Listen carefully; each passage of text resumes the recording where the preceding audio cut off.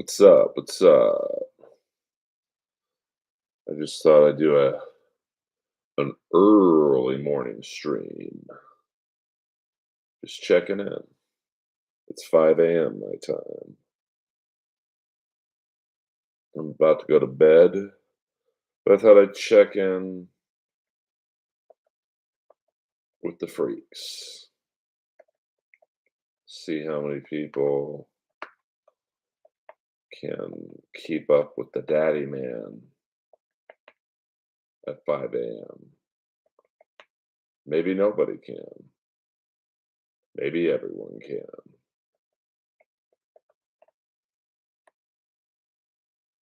This won't be a long one. This might be 5 minutes. Who knows? It's just me screwing with the algorithm. There we go. Hold on. It's not that. Right. There we go. It's a nice good morning, Dottie. 3 reps. I'm in the darkness. Let's get Sting's head in there.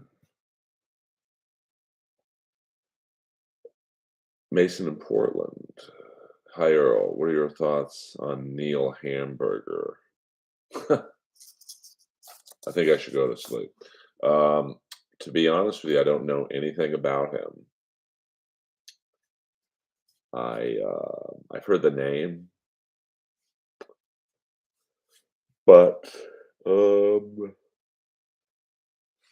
yeah, I'm kind of at a loss for words on that one, Mason. And that's not me avoiding the question. If you do comedy and voiceovers as seriously as I do, you really don't.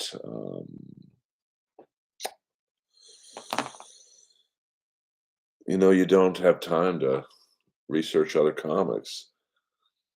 I had a good workout and I took my dog for a long walk, and I'm still up, Dottie. Plus, I'm just curious to see how a quick stream would do at this hour of the day.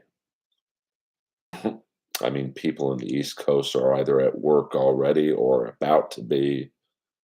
Maybe they're getting ready. People in Canada, certain parts the same. I'm not going to lie to you, Mason in Portland. I probably won't look up a picture of him. Not to sound rude, but I don't care enough about learning about him, as he probably doesn't care about learning about me. He probably doesn't even know who I am, to be honest with you.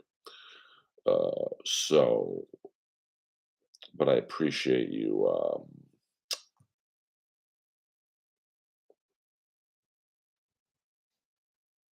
making me aware of him.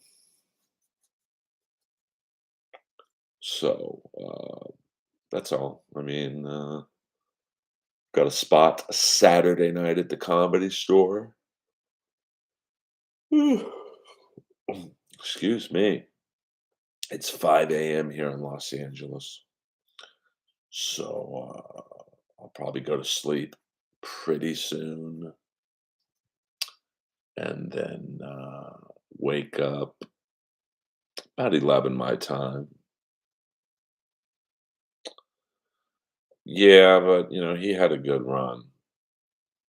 Dottie 3 reps. I don't know, how great of a coach he was the last couple years without Tom Brady, a prime Tom Brady.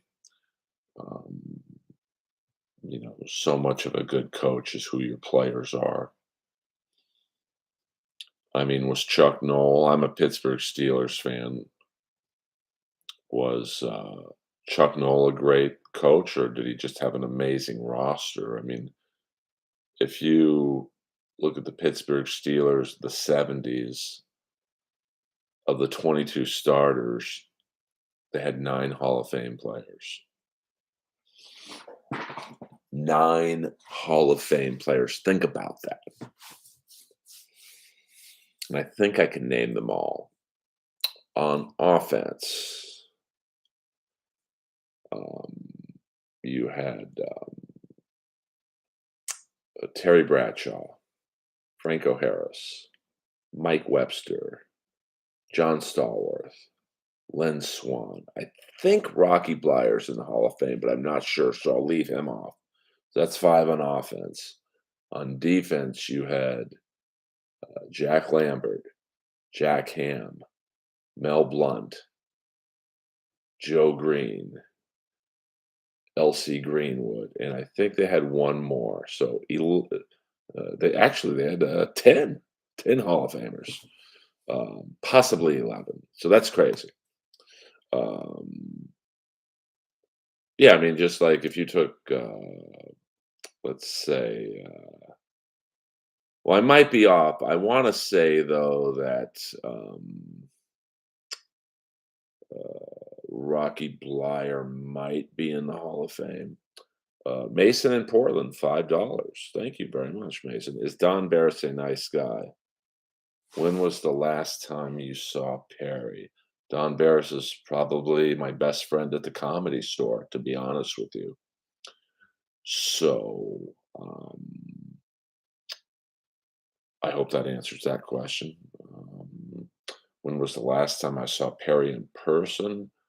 Probably when we filmed the gay wedding thing, which ironically enough was at a gay bar right down the street from where I live. Uh, that was 2013 or early 2014. Um, I mean, I think Don's the only guy who can make Perry funny. I mean, that other guy, I think Tom Brennan is his name. It's kind of sad what they're doing. Like, I don't think Perry's in on the joke anymore. Not to say that he ever was, but I just think that, um, it's just sad. Like you're making fun of this guy who's clearly not all there, and the older he gets, the worse he's going to get. Uh, um, I miss the big three, but I just think that it had run its course, and um, I think Perry's his own worst enemy. This is where I disagree with Bob Levy big time because I think Bob's convinced that Perry's going to be a star. It's like, bro, he's had 25 years to be a star, and it ain't happening. Um, oh, it is abuse, but you know, I mean, I don't know of his legal guardian situation. I mean, I guess he's an adult and he's not, the R word, you know. So I don't know, and I don't know what he gets paid. It's none of my business, I suppose. But it's not funny to me. Um, and he's only popular because of Don Barris. Um, yeah, that guy, Tom Brennan, I think is his name. I mean, he's kind of reaping the benefits of the work of Don, Mole, and Kimmel. But I don't really follow that storyline too much, to be honest with you. So I definitely don't follow Perry now. I met him, I think maybe my second year in comedy at the Canoga Bowl, which was actually a pretty good comedy room. There's a lot of talent went there, like Ian Bagg and my friend Jason Galern, and some pretty big names, and it's where I met Gail, Lois's mom. Gail is my ex, 4 exes ago, but we still share Lois. Um, and I remember he came up to me after I had performed, and I had had a as good as you could have in a bowling alley. And he's like, "Hey, man, I'm a famous actor, man. We should work together." And he gave me a card. It said Scary Perry, and this picture was on it. I'm like, even back then, and I was pretty green in the comedy world. I was like, "Get the fuck out of my face, man." Do you have a favorite voiceover gig? 100%. The Jellies, Tyler, the Creator. If it wasn't so dark in here, I would show you the painting that my ex. I'm getting a text at time is it? The 5:30 or something? Who the hell's texting me? But the Jellies was great. It was an awesome show, and I'm super proud of one of the co-creators, Lionel Boyce, who won a Golden Globe, I think, for his role in The Bear on Hulu. He plays the pastry chef. Um, and for as bitter as people make me out to be, all the negative talk I do about Roast Battle. I mean, I've been on hundreds of podcasts and radio things and a few TV things uh, asking me about the jellies, and you won't find 1 second of a negative remark from me because Tyler and Lionel and I think it was Patty, who is the reason I have a gig at the number one voiceover agency in the world. But just Carl Jones, just like it was awesome. Like especially coming off of the bad juju of roast battle. The jellies showed me that there are good people in show business. I mean, Tyler, the creator, is really a fantastic human being. Um, and I hope to work with all that crew again. The Jellies never got canceled. It's still on Adult Swim, HBO Max, which is now called Max, and I believe Cartoon Network. But someone told me the Adult Swim and Cartoon Network are the same channel. That's how out of the loop I am. But you can still watch it. I think it's free. Um, or you can stream it for free on maybe Adult Swim. Um, so yeah, check it out. I play the dad, Barry Jelly. On We were on Adult Swim for 2 seasons, and oh, okay. I don't really watch cartoons, to be honest with you, so I wasn't sure. Um, and then we did 1 season. The very first season was on his phone app.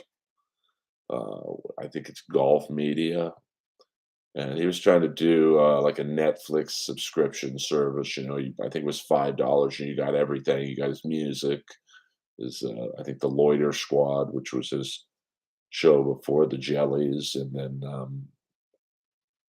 that was about it, I think. So I'm not sure if he still has it or not. And then we got on Adult Swim for 2 seasons, and they wanted us to come back.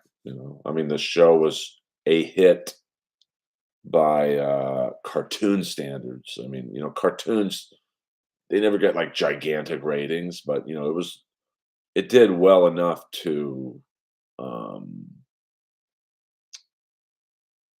to have us asked to come back. But he's so busy, and I think people forget Tyler, the creator. He's kind of a kid. Like, he's very young. I think he's in his late 20s.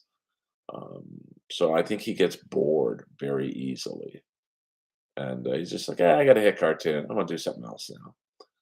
So, yeah, I mean, the only cartoons I really ever watched was South Park.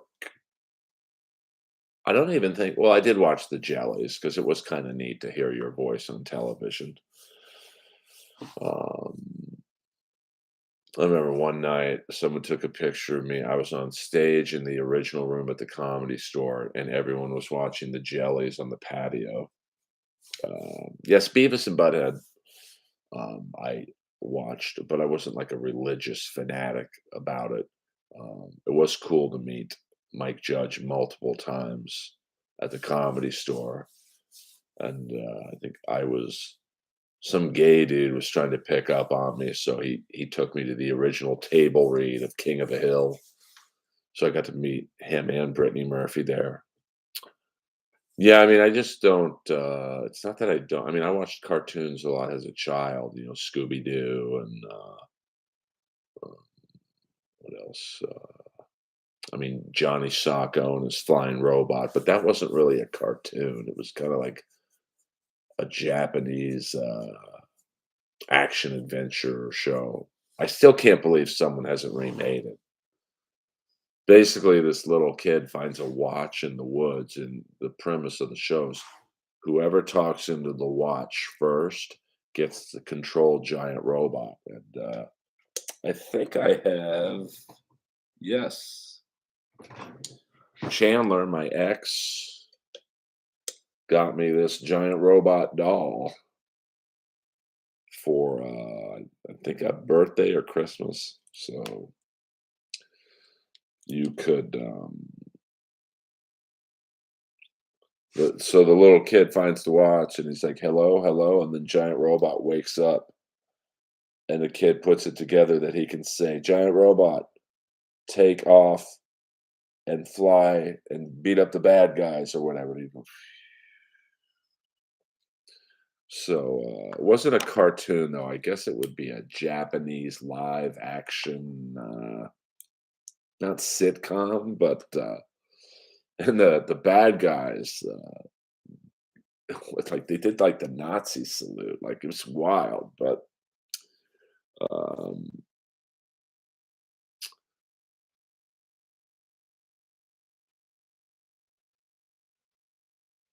yeah, I mean, I I don't remember that one in particular. It's not anime, it's like a live action,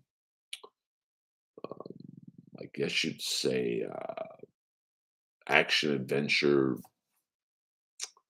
Um, I mean, there's no cartoon, there's no animation in it, but it was, I think the way it was marketed, like commercials made it seem like it was almost a cartoon. But if you look up, and it's hard to find it, you could probably find it on YouTube, Johnny Socko.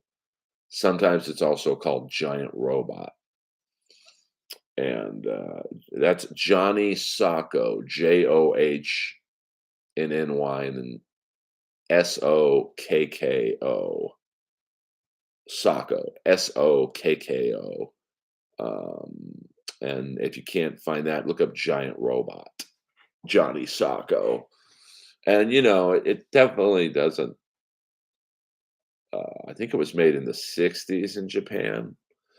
Um, I mean, the graphics are pretty bad. I mean, when they show Giant Robot flying, I mean, it doesn't look much better than, you know, me going like this. Like, it's literally looks like you can almost see the hand holding it going like this. Um, Great bad guy too, though. Guillotine was the bad guy. Um, yeah, I mean, if you look at it, it's just, I know. I'll turn the light on there for a second. Whoa, whoa! I just lost his arm. What is he? The drummer from Def Leppard now? So, um, so um, there we go. I hope I didn't break this. So, let's see. How the hell do I do this? Who knows? I think I just broke Giant Robot's arm. Yes. Well, let's see how this goes. All right, well, I'll fix this afterwards. Yes, and the Sting gloves. Let's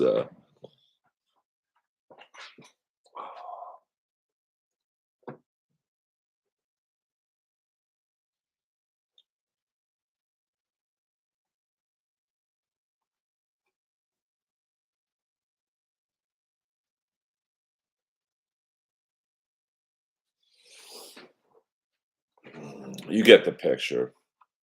What's your favorite wrestling figure you own? Well, it's funny you ask. I've done stand-up comedy for 25 years. I'll leave the light on for this. Had a lot of good gigs, a lot of shitty ones too. But when I did the roast of Ric Flair, not only was I paid handsomely, but they made each roaster their own wrestling doll. So here is the official Earl Skakel doll. Pretty cool. Now, if you say Earl, you can't say that. What's your second favorite wrestling doll? Come on now. You know the deal. Kabbalah, the Ugandan giant. There's also it's not my favorite necessarily, but it's my Kenny Omega doll. I have met Conrad Thompson. He was, I guess you'd say, basically in charge of the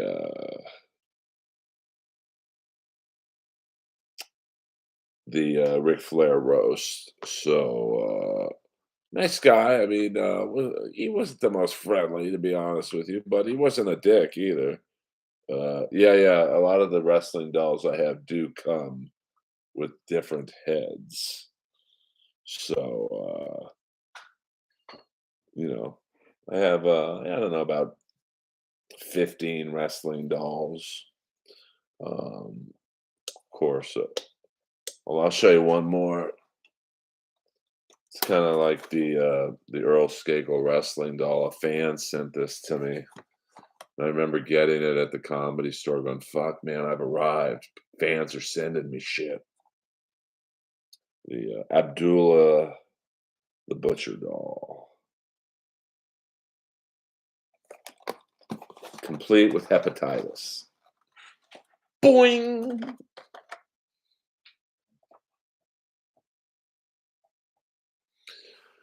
So, oh, this is fun. Late or early morning stream. Let me turn that light off. We'll go for a couple more minutes, and then my old ass is going to bed. But I thank you guys for tuning in, and thank you, Mason in Portland, for the $5 tip. I don't like to say donation, um, and I certainly didn't do a stream at 5 a.m. to bilk my fans, but I appreciate that.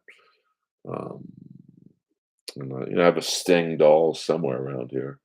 Uh, but yeah, I mean, probably. Oh,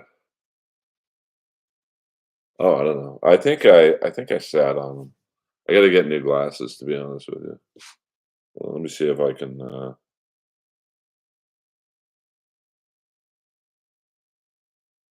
I need new shades.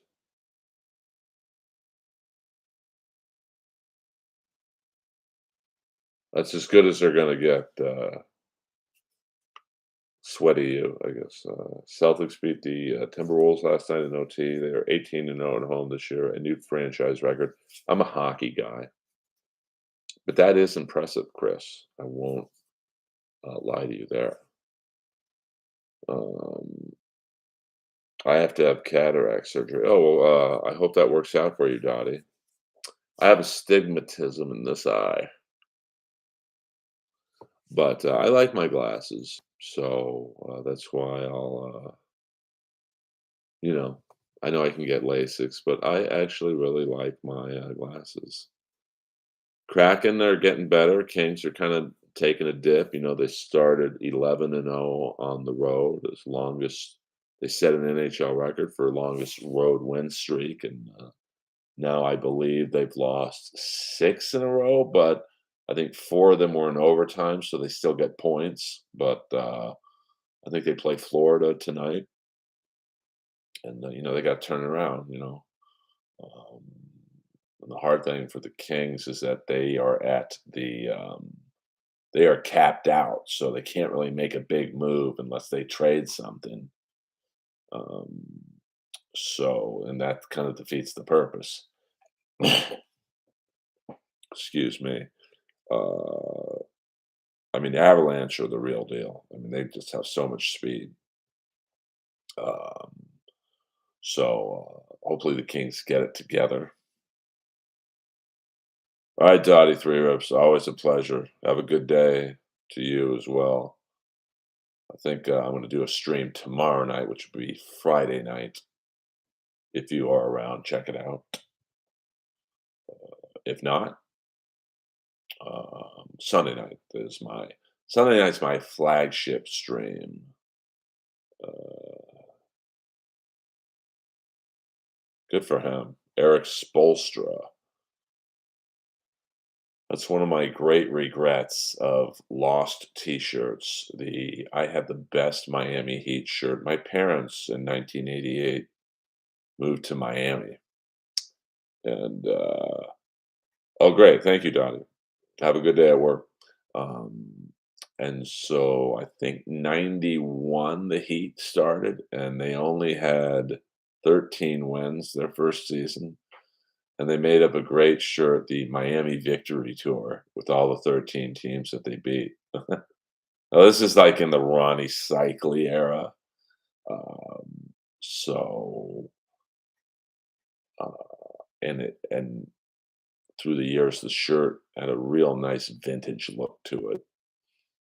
And unfortunately, I lost it. There is a rare picture out there with me in it. And it was just like, because the lettering had faded just enough where it looked really cool. But they really are, if they're old, like, you can get fake vintage and, they're cool, some of them. That's one company that sells really high-end vintage. They basically fake the vintage shirts. Because I bought some of them. I'm trying to think. Something Star. Um, and they do a pretty good job of making a shirt look vintage. But like I have a shirt that I bought it from my first. I have both shirts actually, a white and a black one from my first metal show, which was Kiss, Winger, and Slaughter from the Hot in the Shade tour, and 1991. So those shirts are now 40. What would that be? 91, 30, 34, 33 years old. Um, no, I wish I had an original Appetite for Destruction shirt. You know how much money those things would be made? I remember I used to play hockey on Sunday nights with the guitar player from Suicidal Tendencies, Rocky George. Um, and he was telling me about Guns N' Roses. He's like, bro, we're rehearsing right next door. These guys are going to be the greatest band inside of 2 years. And I was trying to tell him about the band Britney Fox. Get the fuck out of here. Your first concert was Kiss, Nugent, and Skid Row. That's a good show. I mean, I've been to so many Kiss concerts, it's hard to remember who I saw open for them. I do think I might have seen them on that in Anaheim, uh, but I know it wasn't Skid Row because Snake Sabo from Skid Row was sitting next to me. I think it was just Kiss and Nugent um, at the Anaheim Pond, now called the Honda Center. And I remember I was sitting pretty close, and the drummer from Rat was a couple down from me, Ryan Roxy from Alice Cooper, Eric Singer from Kiss, who sold me the ticket, um, was sitting next to me, and Gene got stuck when he was coming down from God of Thunder, and you could hear him yelling at the roadie or whatever, "Get me off this fucking thing!" So that's a pretty fond memory. And then Ryan Roxy took me to some wacky Hollywood party, and there was like pit bulls running around. It was like like an orgy in one room, a concert in another room, or not a concert, but a band playing in one room. It was wildness, wild. It's just funny that me and Roxy are good buddies. So, many a fond memory. My first concert though was '84 Springsteen Born to Run tour at the LA Coliseum. No opening band, just I don't know, I think it was about 3 hours. And I just thought all concerts were like that. All concerts were 3 hours. So I think when I went to Kiss and, uh well, I'd also seen Springsteen before that '91 show. I saw him at the LA Sports Arena. It was the same thing, like a 3-hour show. It was like craziness. So when I saw Kiss, I'm like, "Oh, there's opening bands too," like, because I had only seen Springsteen shows. So when I saw Slaughter and Winger come out, and then Kiss only played, like, I don't know, an hour and 40 minutes, like, I was comparing everything to Springsteen, and he still does, like, 3-hour shows, and he's gotta be close to fucking 70. Um, so, it's kinda sad though now, like, I think at least 3 members of the E Street Band have died. So, of course, Clarence, I think, one of the keyboard players, and somebody else. I think the OGs from the E Street Band are, Roy Bittan, the keyboard player, Max the drummer, um, I think Gary Talent, the bass player, is still alive.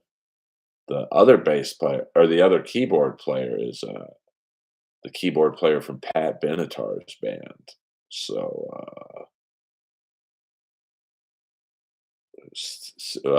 Silvio's still kicking though. Who's that?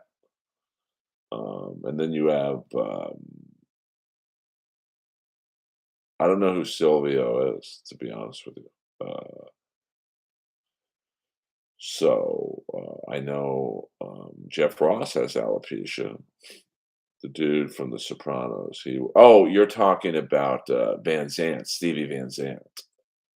Um, yeah, and Niels Lofgren, also plays guitar for, Springsteen. And I think Clarence Clemens' nephew, Jake Clemens, um, has taken over, and he does a very good job. I mean, no one's gonna be Clarence, but, Jake Clemens is very good. Um, and then they have a couple background singers, and I think they still do horns, but, you know, so it's still a good show though for their age. It's like Def Leppard is a great show for their age. So I believe Def Leppard is touring again. They tour a lot for a band as old as they are.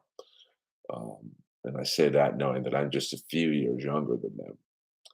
Um, and then Journey, I think Journey is playing SoFi Stadium with Toto. Like, I don't know how they're going to fill that fucking arena. I mean, that's like 80,000 people.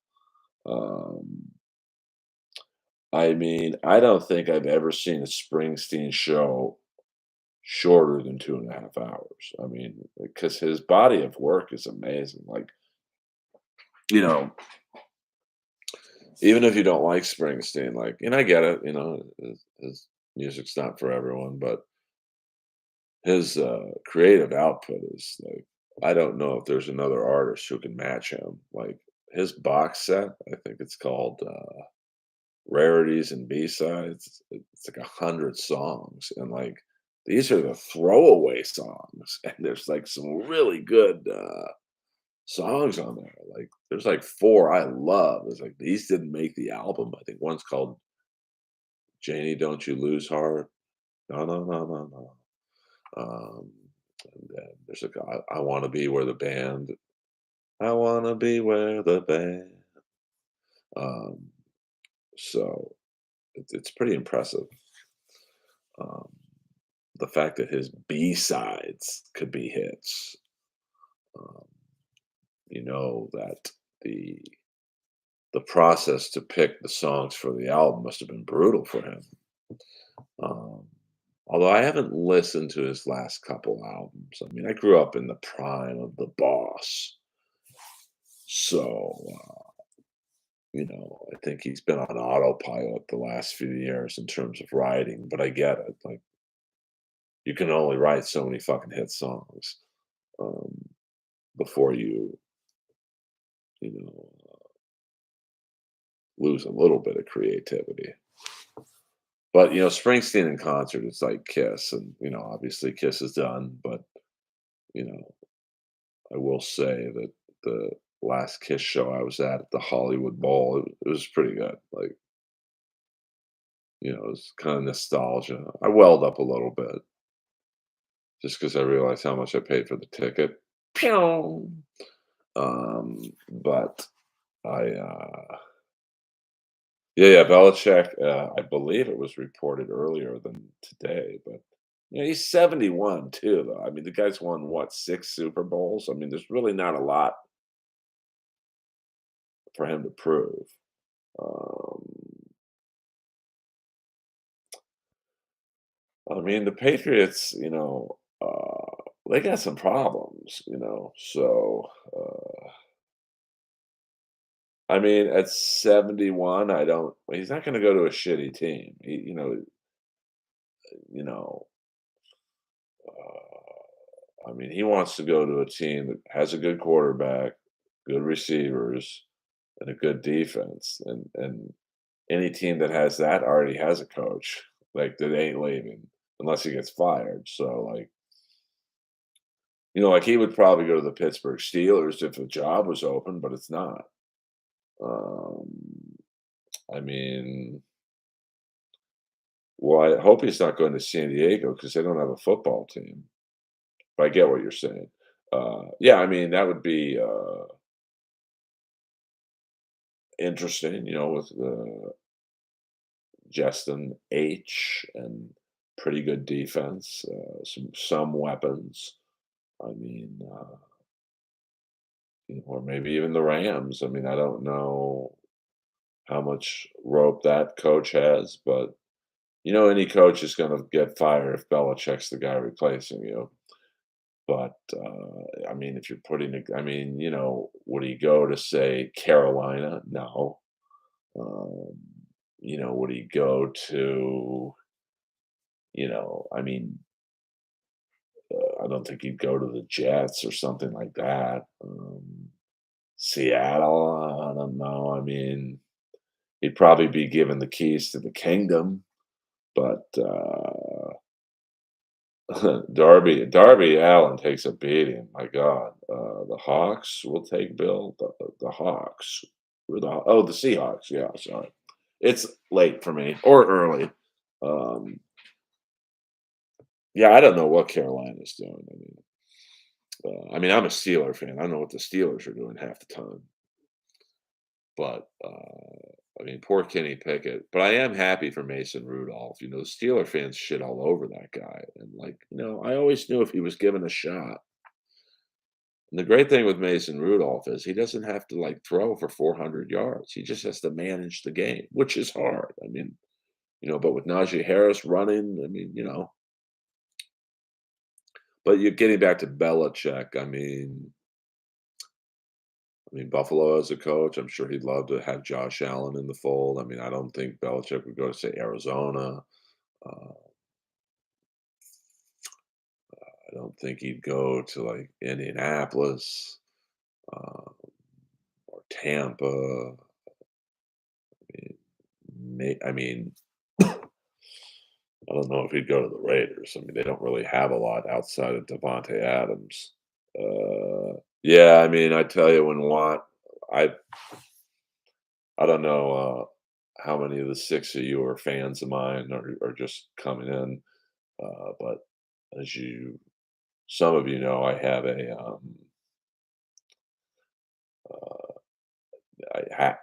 a torn ACL, and I tore it in the exact way TJ Watt's leg went. I don't know what his official injury is, but oh man, I just when his leg straightened like that, I literally grabbed my leg because I could. Just getting a flashback, man. So I hope it's not a torn ACL, and even if it is, they're not gonna tell us. Um, yeah, I mean, the Steelers' offense is, I was born in 1968, September 17th, 1968. I mean, but of course, it's different without TJ Watt. Um, and I think they, like, literally coaxed Miles Jack to come back. He was retired, like, looking to get a job at, like, Walmart or something. He just wanted to work. He just wanted a regular job. So, but he's played good, and I think, they've got some new I mean, Peterson's played good. I mean, I think Fitzpatrick might be out too, though. Um, yeah, I mean, but the problem is, I agree with you. Yes, that is a good guess. The problem, Chris, is that, these teams are so fucking expensive nowadays. I mean, I don't see a multi-billionaire owner just letting Bill Belichick come in and run roughshod. It's going to be like, hey, you got to do it in tandem with the GM or the CEO. And I could see Belichick going, well, he hasn't won 6 Super Bowls, bitch. I don't. I mean, I'm trying to think. I mean, the Chargers is probably the best bet, to be honest with you. Um, because they're not completely awful, but I think Justin Everett would benefit obviously from Belichick's offensive mind. I mean, the Raiders. I'm sure he would love to have Devontae Adams. I mean, I went to the Steeler game in Las Vegas, and that guy's fucking unstoppable. Like the Steelers were triple teaming him, and he was still getting open. But I don't think they have the quarterback that Belichick would enjoy.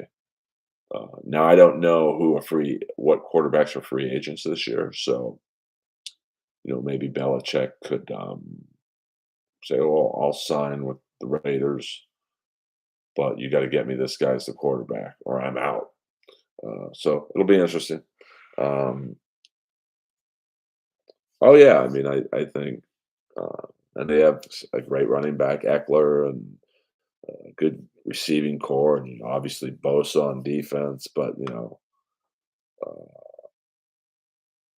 I don't know. I mean, I don't know if I would say even with Belichick, they're Super Bowl contenders. I mean, there's so many good teams in the AFC, man. Like, I mean, Kansas City's having a down year, and they're still good. So it would definitely have to be the right situation, or he could just be an analyst. He'd be kind of funny as an analyst because he's so dry with no personality that could work. Like, I could imagine him and Terry Bradshaw actually being a good team. Like, you got Bradshaw doing all his buffoonery, and then Bill Belichick just staring at him going, "Who are you? My quarterback won 2 more Super Bowls than you, bitch." So, it'll be interesting. Okay, you kids, this was fun. 5 a.m. Stream. But it's now 5:45, so if you have any last-minute questions, ask them now because I'm starting to power down. Um, Swede you. I guess, yeah, Swede you. Yeah, that's how you would say that. But thank you guys. And thank you for Mason and Portland for the super chat. Unnecessary, but thank you. Um, I mean, I try and be digital. I keep it real. No, yeah, yeah, I did say that. Um, I mean, I think he can be funny, but I think he'd be a great analyst because he's obviously incredibly knowledgeable, and there's no pressure on that gig. Because if he goes to be a coach and say or not San Diego, but L.A., the Chargers, it's going to be constant pressure, and if they don't win the Super Bowl, he's a failure. Uh, Did I see Sting interact with Vladimir at World's End? Vladimir who? Um, oh, okay. I did. I mean, I might have. I mean, I was in the. I was on the hard cam side. Uh, I was very lucky to have Big Bill get me a ticket. Thank you, Big Bill. And Big Bill has been in my Jeep. He is as big as advertised. I took him to a comedy show where he performed, and he's really funny, actually. If he pursued comedy, he'd be good at it. And we went to a 7-Eleven afterwards, and the guy looked up when we walked in, and he must have thought we were going to rob the place. Because Bill's like legit 7 feet. I mean, I'm 6'1", possibly even 6'2", and he fucking towered over me. Um, oh yeah, I think I did. I think I did. I don't really remember it, but I'm tired AF right now. So, I'm gonna absolutely stream tomorrow night, Friday night, and yeah, Bill's great. He's jacked. He's a really nice guy, and his fiance Lexi is really funny. She does the some of the in between segments. Um, and yeah, thank you guys. Thanks to everyone for listening. And I might do one when I get up this morning. I like doing these streams. I mean, it is kind of motivating to get monetized finally. It literally took me a month and a half. Um, and I was very lucky to have several friends help me. Tracy Carnazzo, Maria Bruguer, uh, the Quad Father from the Dabbleverse was actually very helpful, um, and a few other people. Like, it's such a pain in the ass, man. I don't know why it's so difficult, but um, I got through it. So, I mean, I'm not going to stream every day like some people, but I just can't. I want people to want more, not go, oh, fuck, he's streaming again.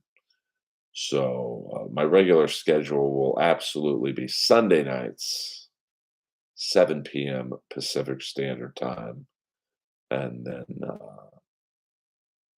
I'll usually do on Wednesday night, after AEW Dynamite. And it's not necessarily a wrestling stream, but it's just, that's the starting point, and then we can go into whatever else you want to get into.